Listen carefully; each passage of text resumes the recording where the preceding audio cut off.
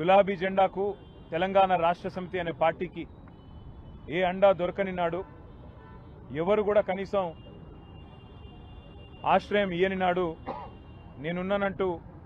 ముందుకు వచ్చి తన ఇంటిని ఆ రోజు మా పార్టీ ఆఫీస్కు ఇచ్చి వెన్నుదట్టి గుండె ధైర్యాన్నిచ్చి ముందుకు నడిపిన స్వర్గీయ ఆచార్య కొండా లక్ష్మణ్ బాపూజీ గారి జలదృశ్యంలో ఈరోజు మళ్ళీ వారికి నివాళులు అర్పించి కలుసుకోవడం గొప్పగా ఉంది, సంతోషంగా ఉంది. పెద్దలు కొండా లక్ష్మణ్ బాపూజీ గారు కానీ, స్వర్గీయ ఆచార్య కొత్తపల్లి జయశంకర్ గారు కానీ ఈ ఉద్యమానికి, మా పార్టీ ప్రస్థానానికి ఒక రకంగా చెప్పాలంటే స్ఫూర్తి మూల స్తంభాలు వారు.